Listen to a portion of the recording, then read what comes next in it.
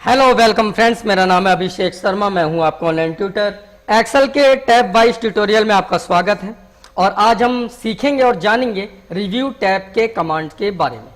तो review tab आखिर कैसे काम करता है ये हम सीखेंगे आज। तो चलिए शुरू करते हैं। सबसे पहले हम क्या करते हैं, स्पेलिंग ग्रामर का देखते हैं कि किस तरीके से यूज करते हैं ऑप्शन को। तो स्पेलिंग ग्रामर के ऑप्शन को यूज करने के लिए अगर मान लीजिए जैसे डिक्शनरी में जो वर्ड्स होते हैं यानी कि शब्द होते हैं, अगर आप उन्हें गलत लिख देते हैं यहाँ पर, उसमें स्पेलिंग मिस्टेक होती है तो उसे वो करेक्ट करने का काम करता है। जिस तरीके से सपोज दैट मैंने यहाँ पे लिखा COLLD कोल्ड। अब ये स्पेलिंग मान लीजिए पढ़ने में तो सही लग रहा है कि कोल्ड है, लेकिन लिखने में गलत है। तो स्पेलिंग ग्रामर पे जब आप क्लिक करते हैं तो यहाँ पे आपको सजेशन में ऑप्शन दिखाई देता है और आप जो कोल्ड का ऑप्शन है वो ये इसकी जगह यहाँ पे ये दिखाई दे रहा है। अगर आपको इसकी जगह ये वाला देखने के बाद लगता है कि ये सही है तो आप उसे चेंज कर सकते हैं। अगर मान लीजिए मैंने कोई शब्द लिखा, जैसे मैंने यहाँ पे लिखा BUYY बाय, तो मैंने इस पर क्लिक करा, स्पेलिंग ग्रामर पे क्लिक करा और सजेशन में बाय का सही स्पेलिंग दिखा रहा है। आप इसे चेंज भी कर सकते हैं इस तरीके से। इसी तरीके से मैंने यहाँ पे लिखा सेल SALLE, उसके बाद आप इस पे क्लिक करेंगे, उसके बाद स्पेलिंग ग्रामर पे क्लिक करेंगे और यहाँ पे सेल की सही स्पेलिंग दिखा रहा है, इस जगह इसकी जगह यहाँ पे ऐसा, और आप उसे चेंज कर सकते हैं। इसी तरीके से कुछ शब्द ऐसे भी होते हैं जो डिक्शनरी में नहीं होते। जैसे मैंने यहाँ पे लिखा न्यू टेक, अब इस पे क्लिक करते हैं, स्पेलिंग ग्रामर पे क्लिक करते हैं।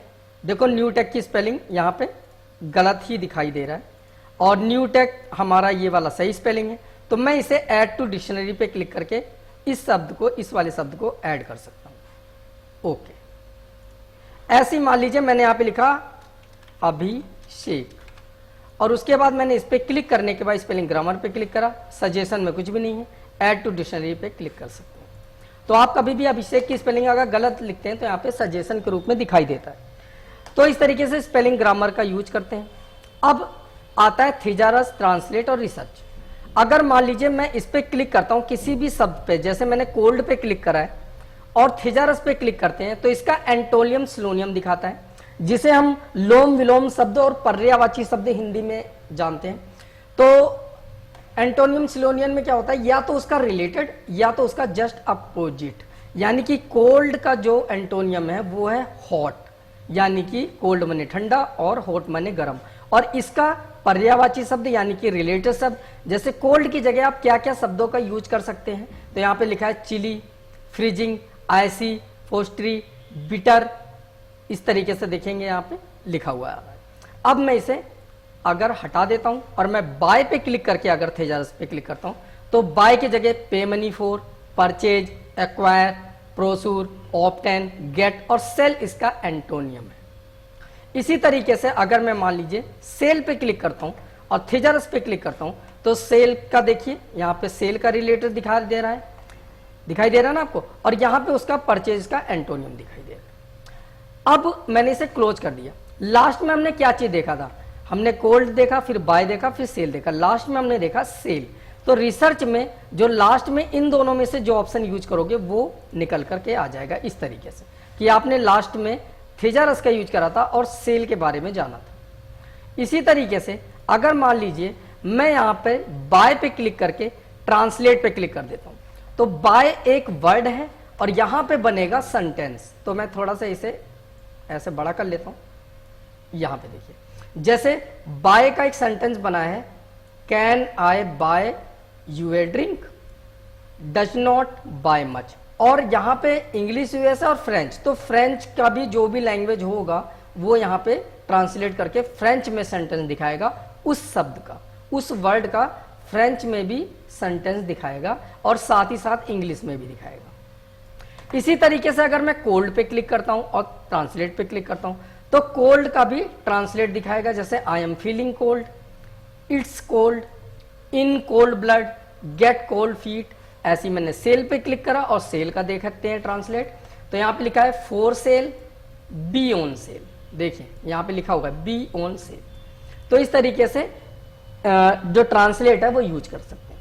अगर मैंने इसे क्लोज कर दिया तो अब हमने थिजारस और ट्रांसलेट में सबसे लास्ट में क्या यूज करा था, ट्रांसलेट, और किसके बारे में, सेल के बारे में। तो अगर मैं रिसर्च पे क्लिक करता हूं तो सेल के बारे में ही ट्रांसलेट यहाँ पे करके दिखाएगा। अगर मैं इसकी जगह कोल्ड पे ट्रांसलेट करता और फिर क्लोज कर देता तो रिसर्च का मतलब है जो चीज लास्ट में इन दोनों में सर्च हुई वो चीज खोल के ऑप्शन दिखाएगा। तो यहाँ पे देखिए कोल्ड के बारे में अब दिखा रहा है। तो इस तरीके से ये चारों ऑप्शन यूज होते हैं। अब आता है कमेंट।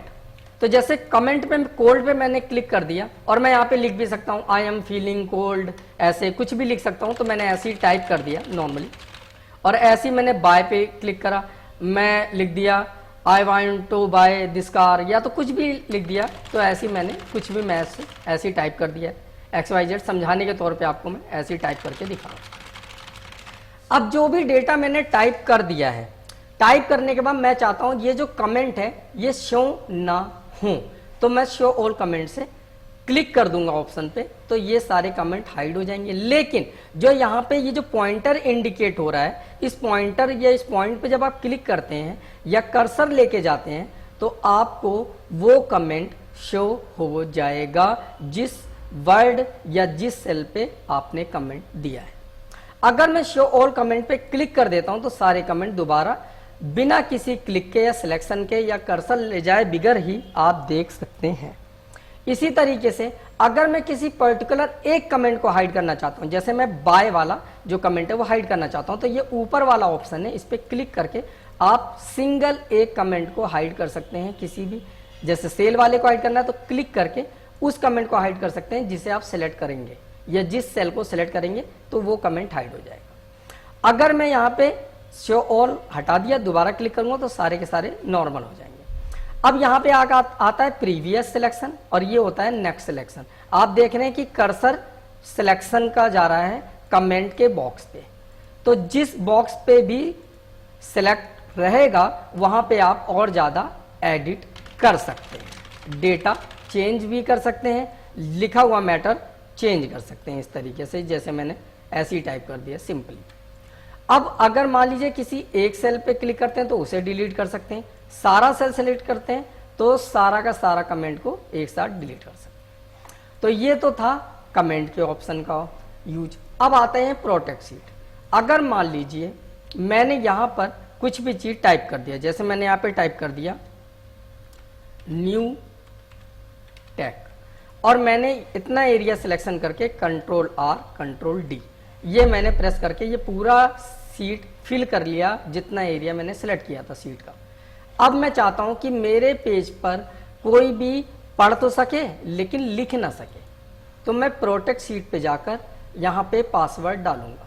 तो मैंने यहाँ पे पासवर्ड सपोज डेट डाल दिया 1 2 3, यहाँ पे ओके करेंगे, री एंटर पासवर्ड का ऑप्शन आएगा 1 2 3 और ओके करते हैं। उसके बाद आप सेल पे लिख नहीं सकते और लिखे हुए पे चेंज नहीं कर सकते, मतलब आप खाली रीड ओनली फाइल बन जाएगी ये, आप सिर्फ देख सकते हैं, पढ़ सकते हैं, समझ सकते हैं। अनप्रोटेक्ट के लिए सही पासवर्ड डालना जरूरी है, गलत पासवर्ड डालते हैं तो अनप्रोटेक्ट नहीं होगा। जब आप सही पासवर्ड डालेंगे तभी अनप्रोटेक्ट होगा और तभी आप ब्लैंक में भी टाइप कर सकते हैं और लिखे हुए को चेंज कर सकते हैं। तो ये था प्रोटेक्ट सीट का यूज। अब प्रोटेक्ट वर्कबुक क्या है कि यहाँ पे सीट 1 आपको दिखाई दे रही है, अगर मैं यहाँ पे क्लिक करता हूँ ये इस जगह तो सीट 2 आ जाएगी, फिर सीट 3 आ जाएगी, फिर सीट 4 आ जाएगा, फिर सीट 5 आ जाएगा। इस तरीके से सीट यहाँ पे इंक्रीज होते चले जाएंगे, यानी कि बढ़ते चले जाएंगे। लेकिन अब अगर मान लीजिए मैंने नया पेज ले रखा है और मैं सीट 1 पे मैंने कोई वर्क कर लिया, ऐसे कुछ भी लिख लिया सपोज दैट, और मैं चाहता हूँ अब सीट 2 नहीं आए या सीट 1 के बाद कोई भी सीट न्यू नहीं आए, कोई भी व्यक्ति इसमें नई सीट ऐड ना कर सके, तो मैं प्रोटेक्ट वर्कबुक पे क्लिक करूंगा, दोनों पे राइट टिक मार्क और पासवर्ड डाल दूंगा कुछ भी, जैसे 1 2 3, री एंटर पासवर्ड 1 2 3। उसके बाद होगा क्या कि आप यहाँ पे क्लिक करके नया, ये देखिए मैं माउस का बटन प्रेस कर रहा हूँ तो यहाँ पे नई सीट नहीं आएगी। जब आप इसे अनप्रोटेक्ट करेंगे सही पासवर्ड डालकर तब आप क्लिक करके नई सीट ले सकते हैं। क्लियर। इसके बाद आता है शेयर वर्कबुक। और ये वाले, ये जो 2-3 ऑप्शन हैं, ये वैसे नेटवर्किंग में चलते हैं। नेटवर्किंग कैसे होता है, जैसे आप साइबर कैफे वगैरह देखते हैं, या जैसे कंपनी होती है, तो कंपनी में एक होता है मेन कंप्यूटर एडमिनिस्टर, उसके बाद बाकी जो कंप्यूटर होते हैं वो होते हैं क्लाइंट या गेस्ट। तो क्लाइंट जो बनते हैं वो एडमिन से अलग होता है, मतलब एडमिन उसे परमिशन देगा जितनी भी, उतना ही क्लाइंट उस पर वर्क कर सकता है। तो यानी कि एडमिनिस्टर या एडमिन जो कंप्यूटर होता है उस पर मेन फाइल होती है, बाकी कंप्यूटर में उसी फाइल की मतलब शेयरिंग होती है, और उसमें आप जब एडिट करते हो तो एडमिनिस्टर वाले या एडमिन वाले कंप्यूटर पे ही डेटा सेव होता है। तो जब आप शेयर पे क्लिक करते हो तो यहाँ पे ऑप्शन आता है कि allow changes by more than 1 user at the same time. तो अगर आप इस पे क्लिक कर देते हैं तो ये जो सीट है वो शेयर हो जाती है अदर कंप्यूटर पर। लेकिन यहाँ पे सिंपल मैं रिकॉर्डिंग कर रहा हूँ और एक वीडियो बना रहा हूँ, तो इसमें मैं आपको शेयरिंग नहीं दिखा सकता हूँ, लेकिन आपको मैं यहाँ पर दिखा ये सकता हूँ कि शेयरिंग कैसे करते हैं। तो इस पे अलाउ चेंजेस पे जब आप ओके करते हैं तो यहाँ पे शेयर हो जाती है फाइल, और शेयर होने के बाद यहाँ फाइल को सेव करने का एक ऑप्शन आता है। तो आप इसमें लिख सकते हो कुछ भी, और उसके बाद आप इसे सेव कर सकते हो। तो सेव करने के बाद यहाँ पे आएगा माई शेयर डेटा जो मैंने लिखा है, और यहाँ पे शेयर्ड लिखा हुआ आ रहा है, इसका मतलब ये जो फाइल है वो शेयरिंग वाली फाइल है। दूसरी चीज यहाँ पे आप देखोगे कि कुछ कमांड ब्लॉक हो गई हैं, ये देखिए कुछ कमांड ब्लॉक हो गई हैं, देखिए यहाँ पे भी ब्लॉक है, यहाँ पे भी ब्लॉक है, ये तो डेटा का अधिकतर सारे ब्लॉक हैं। तो जब कमांड ब्लॉक इसके वजह से हो जाती है जब आप डेटा शेयर कर देते हो, तो इसमें परमिशन देनी होती है कि कितना डेटा के लिए परमिशन देना चाहते हो। अगर मान लीजिए आप इसे अनशेयर्ड करा देते हो इस तरीके से, तो यहाँ से शेयर वाला ऑप्शन हट जाता है, और जो डेटा के ऑप्शन थे वो सारे इनेबल हो जाते हैं जो डिसेबल थे। तो इस तरीके से ये शेयर का ऑप्शन है। लेकिन जब आप शेयर करोगे किसी को भी फाइल, तो वो पीसी पे जो बैठा हुआ व्यक्ति है वो उसमें डेटा में कोई भी चेंजेस कर सकता है, टाइप कर सकता है, एडिट कर सकता है, लेकिन आप प्रोटेक्ट के साथ शेयर भी कर सकते हो। जितना आप डेटा प्रोटेक्ट करोगे उतना ही मतलब डेटा प्रोटेक्ट रहेगा, और जितना अनप्रोटेक्ट रखोगे उतना अनप्रोटेक्ट रहेगा। प्रोटेक्ट करने के बाद डेटा पे पासवर्ड डाले बिगर वो व्यक्ति उसमें चेंजेस नहीं कर सकता है। अब मैं ये वाला जो ऑप्शन है वो इसके थ्रू आपको समझाने की कोशिश करूंगा। तो मैं यहाँ पे ये डेटा जैसे ले लेता हूँ, तो ये मैंने डेटा डिलीट करा, मैंने यहाँ पे कोई पुराना डेटा ही ले लेता हूँ, रुकिए देखता हूँ मैं क्या ले सकता हूँ। वर्क वाली फाइल ले लेते हैं। तो यहाँ पे ये मार्कशीट डेटा ओपन हो गया है, और यहाँ पे देखेंगे कि बहुत सारा डेटा लिखा हुआ है।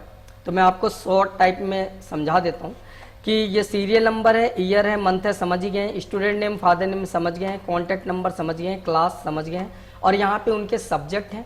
उसके बाद यहाँ पे कैलकुलेशन है, जो यहाँ पे आपको फॉर्मूला दिखाई देगा, यहाँ पे सारे नंबर दिखाई दे रहे हैं, और यहाँ पे आपको फॉर्मूलेज दिखाई देंगे। ये मैक्सिमम नंबर है इस सब्जेक्ट का, यह मिनिमम नंबर है इन सब्जेक्टों के आधार पर, और ये टोटल नंबर है, ये परसेंटेज है, और ये इनकी डिवीजन है। अब क्या है कि मैं चाहता हूं ये डेटा शेयर करना, लेकिन मैं चाहता हूं कि कुछ भी चेंज ना कर पाए, कोई दूसरा व्यक्ति कुछ भी चेंज ना कर पाए सिवाय सब्जेक्ट के नंबर के। तो मैं क्या करूंगा कि ये जो सब्जेक्ट का नंबर वाला एरिया है इसे ही मैं प्रोटेक्ट नहीं करूंगा, बाकी सारा जो डेटा है वो प्रोटेक्ट कर दूंगा। लेकिन इसमें चेंजेस करने के लिए उसे पासवर्ड डालना होगा। तो मैं यहां पर पहले किसी भी सेल पे क्लिक कर लेता हूं, ऐसे क्लिक करने के बाद कहीं भी क्लिक कर लेता हूं। क्लिक करने के बाद मैं allow user to edit range पे क्लिक करूंगा। क्लिक करने के बाद यहाँ पे न्यू का ऑप्शन आएगा, इस पे क्लिक करूंगा। क्लिक करने के बाद यहाँ पे रेफरेंस टू सेल्स आ रहा है, तो मैं इसे डिलीट कर दूंगा, और मैं हिंदी से लेकर एसएसटी तक का सारा रेंज सिलेक्ट कर लेता हूँ। हिंदी से एसएसटी तक का सारा नंबर का रेंज सिलेक्ट कर लेता हूँ, और यहाँ पे रेंज पासवर्ड डालना है, मैंने यहाँ पे डाला 1 2 3। ओके करेंगे तो दोबारा पासवर्ड पूछेगा, अब मैं दोबारा पासवर्ड डालता हूँ 1 2 3। उसके बाद मैं ओके करूंगा। अब यहाँ पे आ रहा है प्रोटेक्ट सीट, ये डालना जरूरी है क्योंकि ये वाला जो एरिया ये तो प्रोटेक्ट हुआ नहीं, तो मैं इस वाले के लिए प्रोटेक्ट सीट पे क्लिक करूंगा और इस पे पासवर्ड डाल देता हूँ 1 2। और इस पे पासवर्ड डालता हूँ 1 2, ओके कर दूंगा। तो ये जो एरिया है ये सब प्रोटेक्ट हो चुके, सब प्रोटेक्ट हो चुके। देखिए यहाँ पे जब मैं कुछ लिखूंगा या कुछ भी टाइप करना चाहूंगा, चाहे नंबर चेंज करना चाहूंगा, कुछ भी, तो चेंज नहीं हो सकता। लेकिन यहाँ पे कोई ऑप्शन नहीं आ रहा है, मतलब आप इसमें लिख ही नहीं सकते, ये देखिए। लेकिन अगर मैं इस सब्जेक्ट के जो नंबर है, अगर इस जगह मैं कुछ भी टाइप करता हूं, जैसे मैंने कुछ भी वर्ड लिखा या नंबर लिखा, तो यहाँ पे पासवर्ड डालने का ऑप्शन आ रहा है। यानी कि ये तो पूरी तरह से लॉक है पासवर्ड से, लेकिन इसमें आप चेंजेस कर सकते हैं कोई पासवर्ड डालकर। तो पासवर्ड मैंने क्या डाला था 1 2 3, ओके करेंगे। अब यहाँ पे देखिए 48 है, तो मैं 48 की जगह 50 भी कर सकता हूँ, यहाँ पे 25 भी कर सकता हूँ, यहाँ पे 68 भी कर सकता हूँ, यहाँ पे 22 भी कर सकता हूँ, मतलब कुछ भी चेंजेस। और नीचे तक यहाँ भी मैं 22 कर सकता हूँ, यहाँ मैं 20 कर सकता हूँ, कुछ भी चेंजेस कर सकता हूँ। तो वो इसके थ्रू है। अब मैं इसे सिंपल तौर पे नई शीट पे समझाने की कोशिश करता हूँ, क्योंकि ये डेटा पहले से ही बना था ना। तो थोड़ा सा जूम कर लेते हैं। अब मान लीजिए मैंने यहाँ पे डेटा कुछ भी टाइप कर दिया, तो मैंने यहाँ पे डाल दिया कुछ भी, सीरियल नंबर कैपिटल में लिख लेता हूँ, और यहाँ पे मैं लिखता हूँ नेक्स्ट वाले पे वैल्यूज। अब यहाँ पे सीरियल नंबर 1 2 और मैं सीरियल नंबर 10 तक ले लेता हूँ। वैल्यूज में मैंने कुछ भी वैल्यू डाल दी, जैसे 50 40 20 52 20 35 60 40 70 80 95। अब मैं ये जो एरिया है, तो इसमें से मैं वैल्यूज वाले पे लॉक लगाऊंगा, लेकिन उसमें चेंजेस कर सके व्यक्ति ऐसा रखूंगा, और इन पे इसमें चेंज ना कर पाए। तो मैं क्या करूंगा, इस सेल पे क्लिक कर दूंगा, रिव्यू में जाने के बाद allow user to edit range पे क्लिक करूंगा, न्यू पे क्लिक करूंगा। अब यहाँ पे जो रेफर्स टू सेल्स है इसे मैं डिलीट कर दूंगा एरिया को, और यहाँ पे ये वाली रेंज को सिलेक्ट कर लूंगा। सेलेक्ट करने के बाद यहाँ पे पासवर्ड डालना है। पासवर्ड मैं कुछ भी डाल देता हूँ, आपके मैं डालता हूँ 369, दोबारा डालता हूँ 369, ओके करता हूँ। उसके बाद प्रोटेक्ट सीट के लिए, पूरी सीट के लिए 1 2 3, ओके 1 2 3। तो सीट को तो मैंने 1 2 3 से प्रोटेक्ट किया, ये वाला 369 से, यानी कि मैं कहीं भी कुछ भी चेंज नहीं कर सकता हूँ या प्रोटेक्ट नहीं कर सकता हूँ। लेकिन इसे मैं चेंज करने के लिए जब मैं कुछ भी वर्ड दबाता हूँ या कुछ भी की प्रेस करता हूँ, तो यहाँ पे पासवर्ड का ऑप्शन आ रहा है, इसमें मैंने 369 डाला था, ओके करेंगे। आप देखिए 50 की जगह मैं 20 कर दे रहा हूँ, 40 की जगह मैंने 35 कर दिया, 52 की जगह मैंने 45 कर दिया। तो इस तरीके से मैं इसमें चेंजेस कर सकता हूँ। तो ये कमांड हो गया। अब आता है ट्रैक चेंज। ट्रैक चेंज का ऑप्शन भी सिंपल तौर पे समझ लेते हैं। ट्रैक चेंज में क्या है कि जब आप इस पर क्लिक करेंगे, तो यहाँ पे राइट टिक मार्क करने के बाद यहाँ पे वेयर में रेंज पूछ रहा है कि कितना रेंज सिलेक्ट करना है। लेकिन अगर आप पूरी सीट का रेंज सिलेक्ट करना चाहते हैं, तो आप इस पर क्लिक कीजिए और राइट टिक मार्क करने के बाद डायरेक्टली ओपन कर दीजिए और सेव पे क्लिक कर दीजिए। तो ये जो ऑप्शन था वो सेव हो जाएगा इस सीट पर। उसके बाद इस सीट पर आप अगर कुछ भी चीज टाइप करते हैं, जैसे मैंने यहाँ पे कुछ भी वैल्यू टाइप कर दिया ऐसे, या मैं कुछ भी नाम टाइप कर दिया ऐसे, तो वो इस तरीके से सेल में शो करेगा। यहाँ पे बॉक्स में ब्लू कलर से इंडिकेट कर रहा है।